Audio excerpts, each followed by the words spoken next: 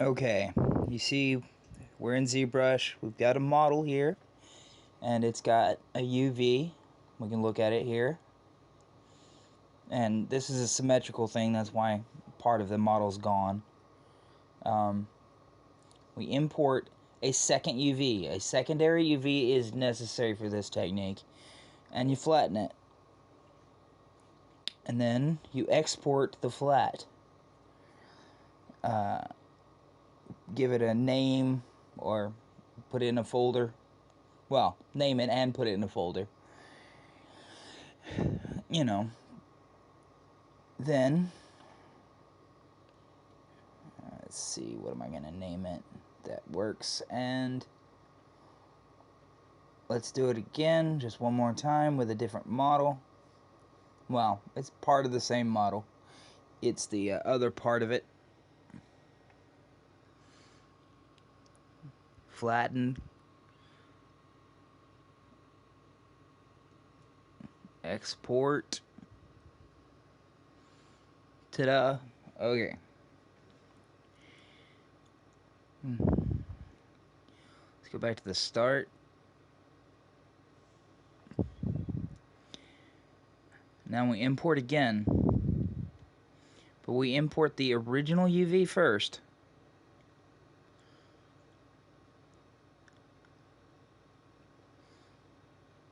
We copy UVs. And then we download, we go to the flat. Paste in your UVs, and then you see you can flatten in there the original UV, but on the flattened copy of the new UV. Give this a name, and then one more time with the other file, which is both because I need it and, you know, it gives a extra point of being able to show it to you. So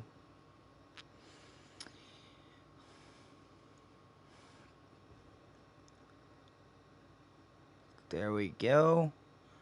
Paste UVs and flatten. That one's really cool looking, huh?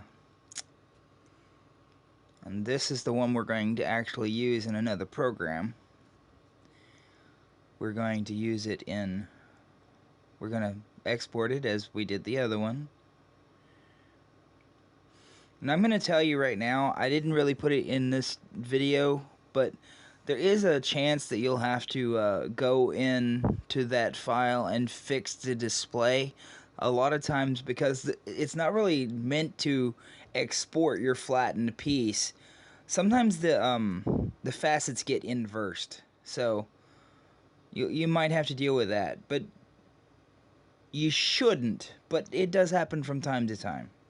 Anyway, here we are in Photoshop, and I'm not going to go into great detail here, but you open the model. You do need, for this, you need a lot of pixels to work from, because I don't know what it is, but if you don't have a lot of pixels, you need a lot more pixels than you actually end up using. For some reason, if you don't make this just a huge file, pixel-wise, you get noise. It's bad. But if you do it much larger than you need and then shrink it, it works just fine.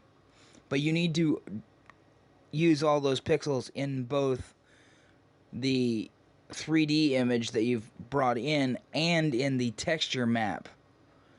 Needs to have a lot of pixel information as well.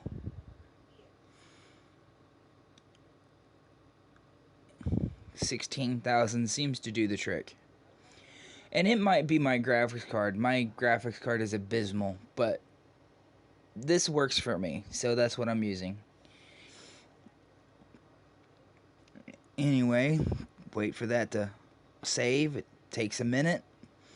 And then we're back here on the 3D. Let's fit to screen. And we'll fill a new layer with a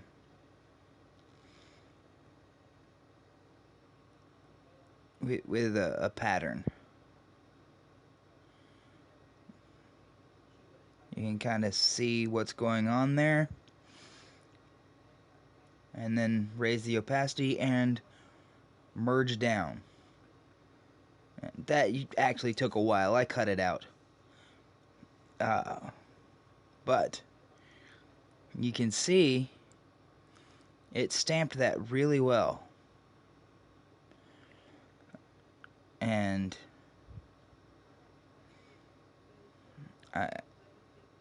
I can mirror that over, and I've got a symmetrical thing.